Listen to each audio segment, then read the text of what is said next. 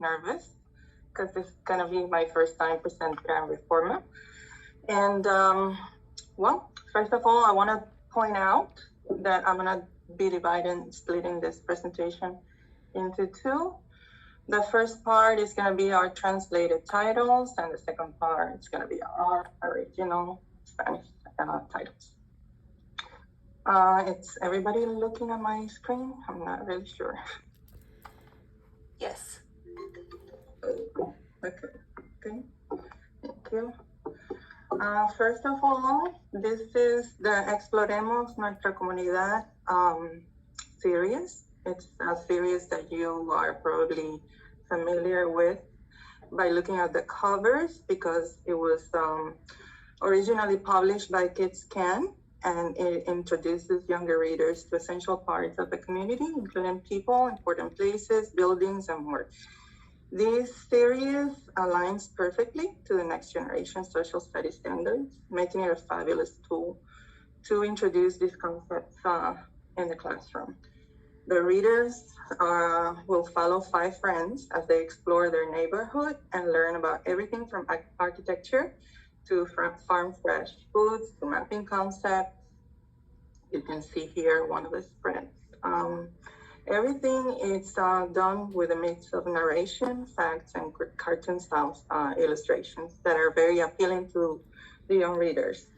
In addition, each book includes a fun, hands-on activity at the end and an index. Next, we have Franny Kane's Time, which, as all of you probably know, it is a series by New York Times bestselling author Jim Benton, who does not need an introduction. And Franny, what can I say? I'm a big fan. I definitely recommend all of the books because the main character has a special thing. She is a girl who happens to be a mad scientist, or a mad scientist that happens to be a girl. And she gets in all kinds of trouble with her behavior and crazy experiments that will make both boys and girls laugh, sometimes uncontrollably, and at the same time provide valuable moral lessons at the end. This is, in this slide, you can see one of the chapters, or one of the pages. Next, the following doesn't need an introduction. Yes, it is the Caldecott Medal for 2021. Suffice it to say, we are very proud of having this in our catalog, not only because of the beauty of its vibrant illustrations, as well as but also because of the importance of the topic. The indigenous-led movements across North America to safeguard Earth's water, the first medicine. This title would make the perfect book to jumpstart an engaging exchange about preservation of Earth's resources. Here are some slides with beautiful illustrations. It is a jewel. Next, another favorite of mine, and I think you might relate to what I'm gonna say. Even though I am terrified of sharks, I always find myself wanting to learn everything about them. This biographical title celebrates the life of marine biologist and deep sea diver Eugene Clark, whose scientific research and advocacy for the preservation of sharks made the world think differently about these often misunderstood predators. This book has a back matter with a timeline of her life and interesting facts about sharks. Next, here we have, if you are into preservation of our earth and oceans, if that is something that you're into, you've probably heard about the Worldwide 2-Minute Beach Clean campaign, a movement created by environmental champion and author Martin Doré. In this book, the claim that small actions add up to achieve great results was taken literally by the author, who provides a number of short missions we can all do to fight against the irresponsible use of plastic in our everyday life. Next, we have another super book that we have the pleasure to translate, and it's in no need of introduction. The Grand Canyon by Monster Illustration, Jason Chin. This book in itself represents an immense treasure because it is accurate, with its accurate signs and illustrations, the imaginary hike of Dad and her daughter through all of the Grand Canyon's ecological communities guide readers as they immerse themselves in the present and past of this monumental natural wonder. This title is also very valuable because we know that we don't have many good nonfiction books in Spanish about geographical accidents in the United States. Here are some of the illustrations.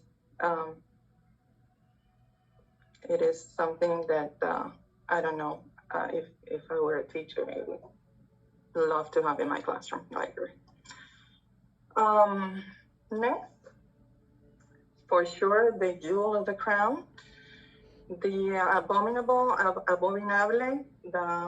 it's a title that we acquired the rights to publish in Spanish and launched last summer, right on time for the 100th anniversary of the Tulsa Race Massacre, the truly unspeakable, realmente abominable event that is the subject of this book.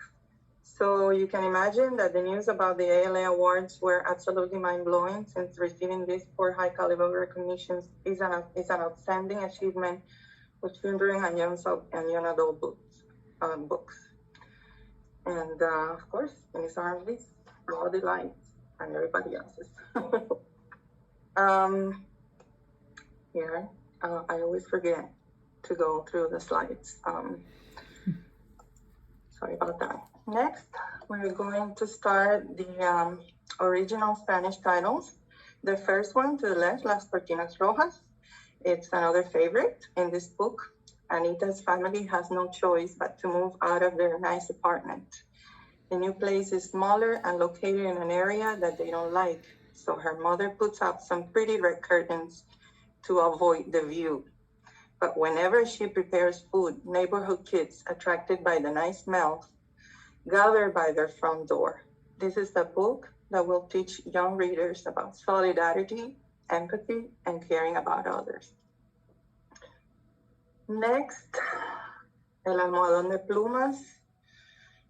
It's a classic by the hand of Uruguayan writer Horacio Quiroga, often referred to as El Perfecto Cuentista, the perfect storyteller, and also as the Edgar Allan Poe of Spanish literature. El Almohadón de Plumas is indeed a horror story, and in this edition, a horror story made into a picture book. Imagine such delight. Next, I want to say that we love having these 3 poetry titles in our catalog.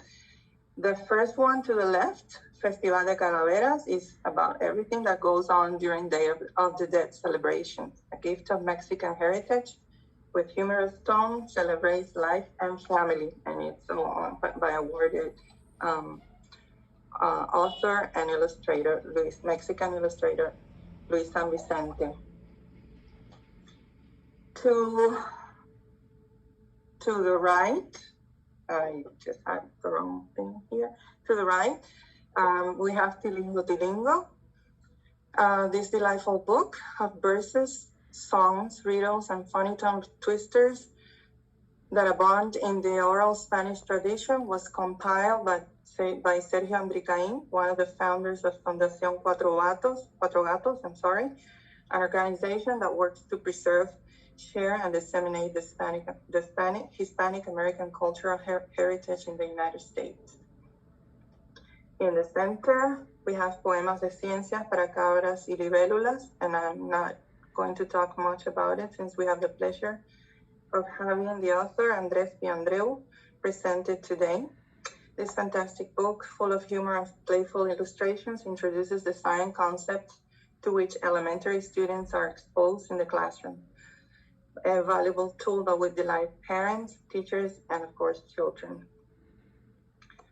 And last but not least, we are also very proud to present these 3 titles by renowned Mexican-American award-winning author and illustrator Duncan Tonatiuh. You might be familiar also with the covers because these books have been first published in English, but we do not consider these titles as translations since it was the very own Duncan who provided the Spanish text for our edition. We have Diego Rivera, Su Mundo y el Nuestro, in which Duncan draws inspiration from Rivera to create his own original work to help young readers understand the importance of Diego Rivera's artwork and to realize that they too can tell stories through art. La Serpiente Emplumada y los 5 Soles brings to life the retelling of the myth of the feathered serpent, one of the most important deities in ancient Mesoamerica. And in Soldados por la Igualdad, José La Luz, Science y la Gran Guerra, Tonatiuh, using his signature illustration style and Luz's diary entries from the war, tells the story of a Mexican-American school teacher and World War I hero, and his fight for Latino equality in the United States. He created the League of United Latin American Citizens, which today is the largest and oldest Latino civil rights organization.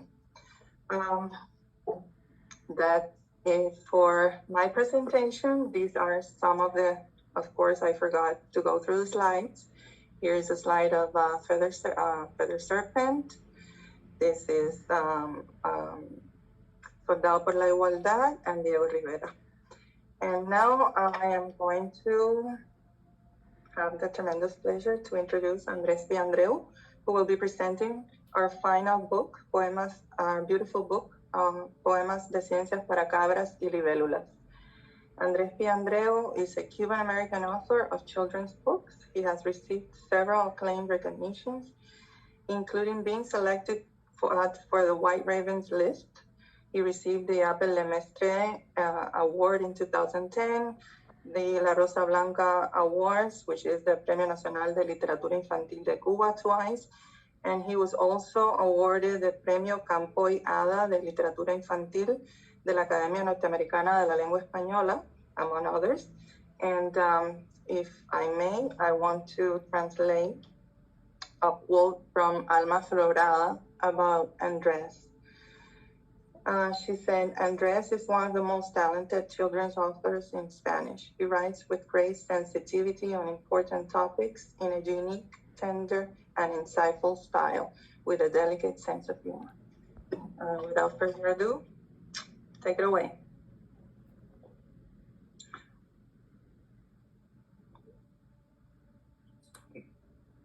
Hello.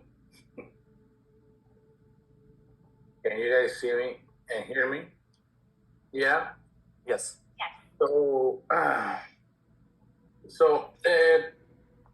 first, my name is Andreu. I'm all this, what Lisset said about me is, I think is true. And I'm delighted to present this book that was, as a matter of fact, an idea of Santillana's Vistas editors, because there are almost none literature in poetry to introduce the theme of science in the classroom.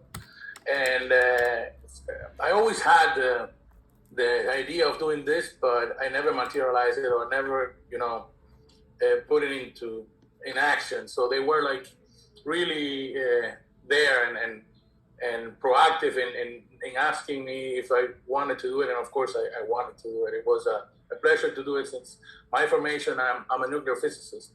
I was my first major, and then I studied a little bit more, then a master's in neurophysics. But, when I began to write, that wasn't I spent like 20 years writing for children. And about the topic is, I think poetry writing allows one to express themselves through written word, no? And it is a great way to release pent-up emotions and exercise creativity and share thoughts and ideas with other people. So even if you are never written creatively before, you can enjoy the feeling of writing about life when it's rhyme involved. So poetry is a great tool for a science teacher. Poetry can have catchy rhymes, humor, and it paints a vivid picture about a topic. So kids commit to things. Commit things to memory easily when they hear it in rhyme. And there is, for example, why nursery rhymes is so great, no? When they want to learn to read and things like that. So I think it's a great tool as a literary book, and also as a book you can use in the classroom to introduce all the topics. And since it touches, I think, all the science standards for, I think it's K5, you could always find, a poem that will introduce the theme in your class. And of course, it's written in Spanish, but I could, for example, put an example in English. When you see the cover of this book, the back cover, the theme or the book is introduced in rhyme in Spanish, and I'm about to read like 2 or 3 points for you and show you the illustrations after I finish my speech. So, but I have like 7 points that are really important why poetry is so important to introduce these themes and in the classroom and for kids in general, also at home. One, poetry can be used to spark interest, curiosity, and get their attention of kids, because poems are vivid but also like shorter. Short with kids in the early ages is a plus. Poetry can activate previous knowledge, because of course the language you use and the way you put things are almost always metaphorically or similar. You can catch things in real life. Poetry, of course, can introduce a topic and a unit, and poetry can introduce or reinforce vocabulary, which then you can use this daily vocabulary, then becomes academic vocabulary. And of course, poetry can teach facts, and I think it's a great tool to inspire writing, non-fiction writing too, because when we think about informational text, we usually think about a research paper or biography or expository writing, but poems are another great way to write nonfiction. And this is what I thought it was a challenge and nice things to do, no? And of course, with poems, we can give a new perspective on the same information to get, from other methods. So a great approach is mixing poems with the vivid illustrations of Hector Borlasca, who you're gonna see is amazing, and to share the beautiful subject of science. So I wanted to show also that science is not a dry subject. On the contrary, it's a way of looking at the world or our life, and with sensitivity, and wonder. And poems can explore any science like biology, physics, chemistry, and much more. And one example would be, for example, if you really want to know when you look at the mirror, you move your right with your left, dogs reach God, and things are nearer. It's, when you want to, how many subjects did you touch in that, So reflection, mirrors, and how you read backwards, and that sometimes mirrors have a certain form in which you see things like, when they're in the car, they are nearer than they seem, or further away than they seem. And it's catchy, it's short, and serves as an introduction. So let me share my screen so you can see the book, which is, let me see how I do this.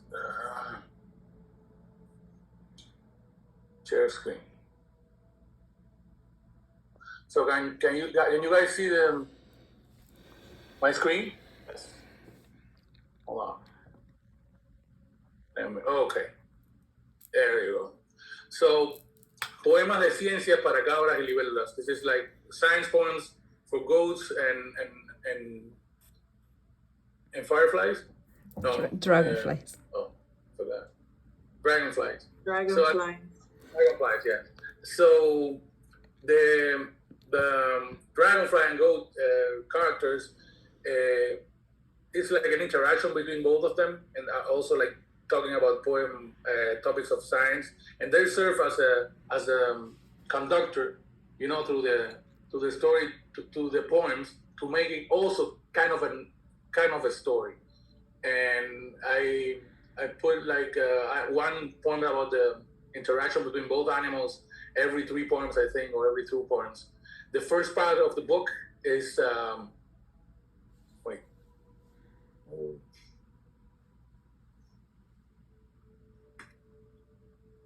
it's you know, made of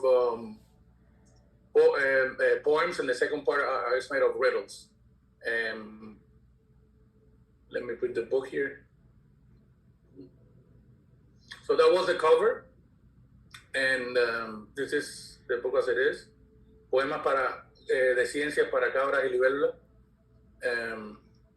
with great illustrations of Hector Borlasca, who's I was amazed by the work he did in this one. So I'm gonna read the first poem, which is also in the back cover of the book, that explains you know, what is the book about. ¿Quieres saber por qué cuando miras al espejo ves la imagen al revés de una carta o un conejo? ¿Por qué existen los cometas? ¿De qué está hecha una pluma? ¿Tienen cerebro las pulgas? ¿Cuándo migran las tortugas? Si tienes tiempo y paciencia, todo lo explican las ciencias. So basically, you know, it's a base of questions a kid could have. And if you have time and patience, you could read about this in the book through science explanations. And here, the first part is a ciencia cierta, which is like science, or with a sign in my hand or something like that, with 73 pages. And the second part is quisicosas enigmáticas, which is like enigmatic things, which are riddles. I love the illustrations, by the way. They're colorful and great, and I really like it, that the work, the final work, is amazing. I will, for example, let me show you. See, this is the interaction between the narrator and the goat, and then it comes between the narrator. This is a cycle of water, and this is about the matter, what matter is. For example, I'm going to read this one, La Materia. Una chiva, 2 pelotas, una pala y una foca, un pingüino, un submarino, 4 pelos, mis 2 primos, una estrella, una piscina, 2 tortillas, gelatinas, el dibujo de un pepino, el viento que mueve las cosas, las olas que bañan la playa, el perfume de las rosas, satélite, gasolina, el libro de la cucarachita Martina. Todo lo que ocupa espacio, todo lo que tiene masa es materia, y eso incluye las alas de una guasaza.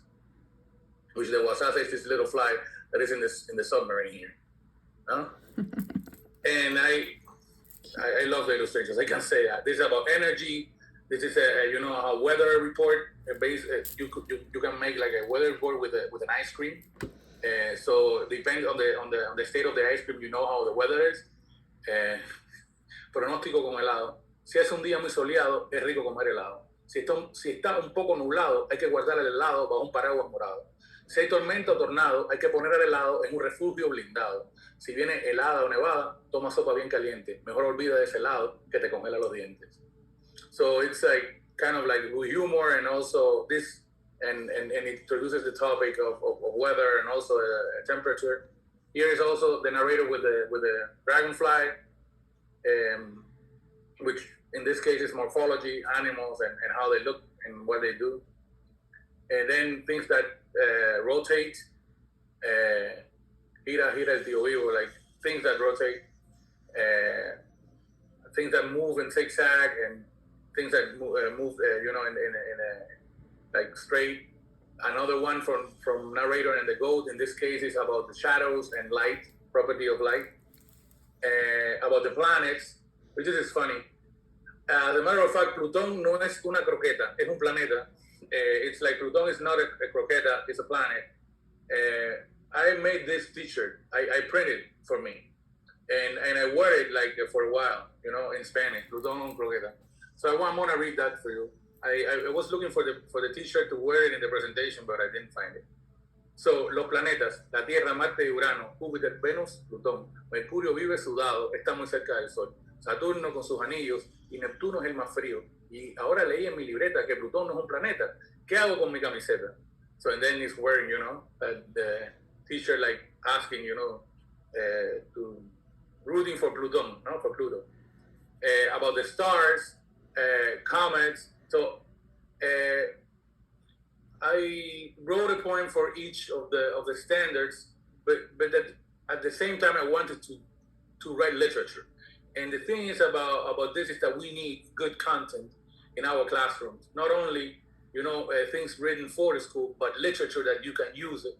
And authors that write literature in content with a high quality, but that in the background you have a purpose to in the pedagogical way, which is not the same as when you write specifically for programs and things like that. Here it's about the light. I mean, every standard has here a representation. It's about the cycle of a tree, cycle of life, and all this goat and fire, dragonfly poem is about a different science subject. This is about life. For example, La Mosca del Elefante is about everything starts and ends.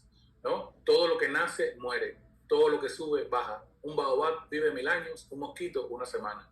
Con las hojas, como las hojas de un arce, que son verdes y brillantes, cuando se van marchitando toman colores radiantes, amarillo, anaranjado, café, ocre y beige. Después se caen del árbol y le sirven de sostén. En el suelo se convierten en el sustento necesario para que el árbol se nutra, para que crezca a diario.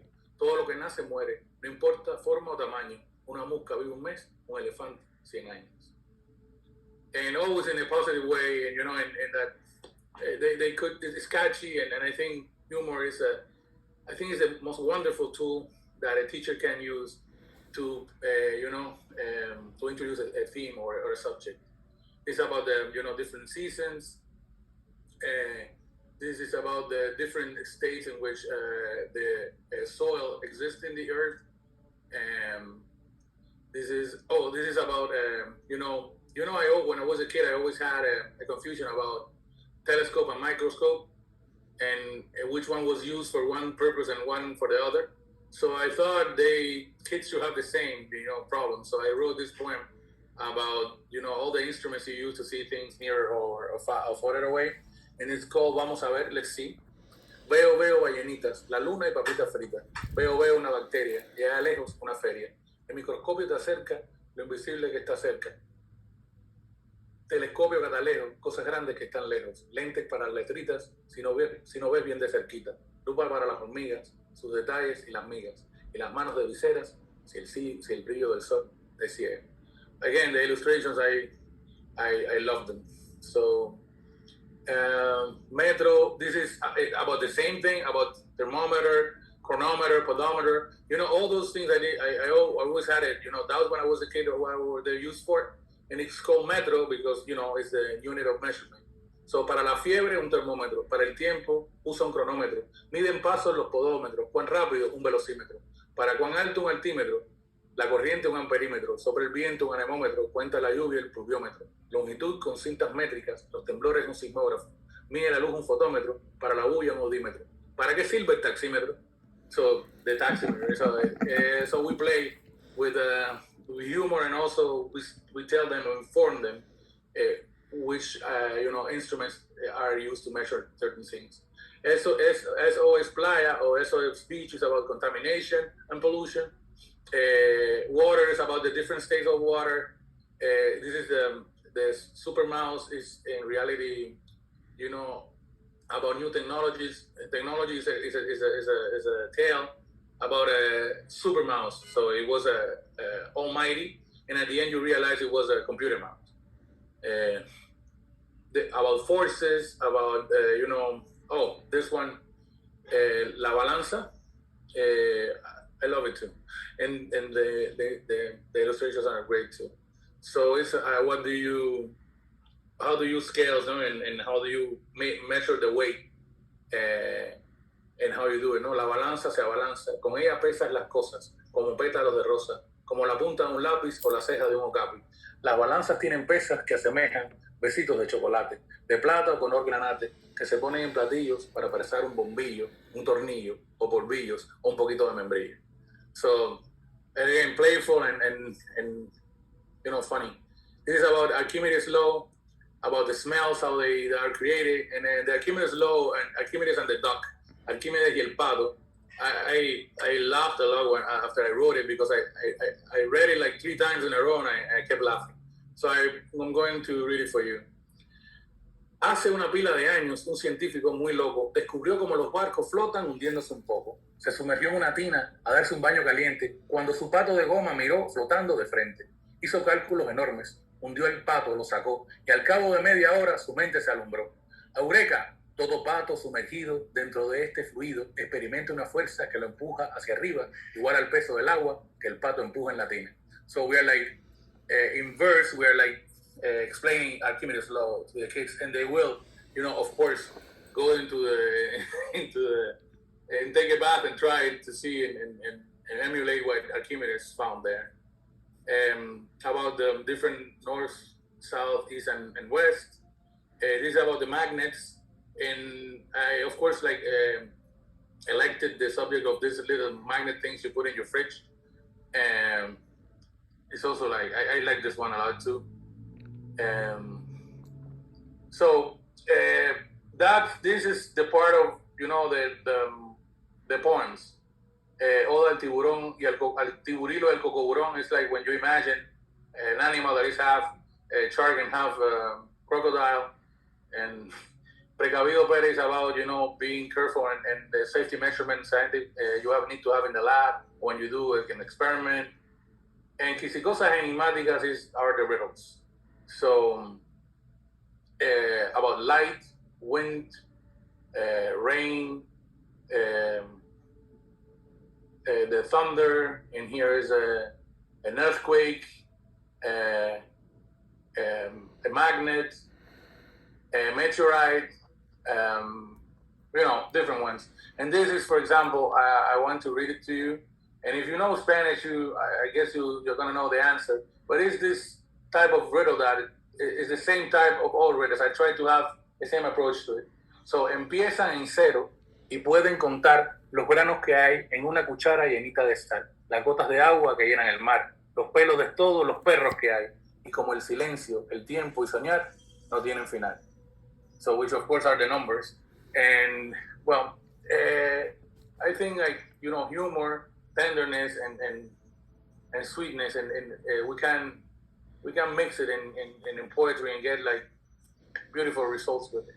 This is about the computer, which is at the end, it's like it's a TV that marries a typewriter, and also the rainbow. So basically, this is the book, and this is the Índice Temático. It's like the themes, how they're related here, like adaptations, plant adaptation, page 28, adaptation, animal adaptation. So all these are the subjects you can find in the book. And all the poems are, you know, cover all the standards and, you know, Guida and all of them. So this is what I wanted to show you. And I really, really like the work Vista did in this book. And I hope, you know, it goes to every classroom, not only here, but everywhere. Because I really think it's a good tool. And also as a literature book and experience, I hope, you know, everybody enjoys it. So I hope I didn't extend myself too much. Thank you so much, Andres, and thank you, Lisset. Thank you so much to everyone and all the presenters that were here. Thank you to all the attendees. We really appreciate everyone that joined us today. This was the last event of the Reforma LA Spanish Book Fair. Please visit reformala.org/blog/book fair to register and attend any future events that we may have. We do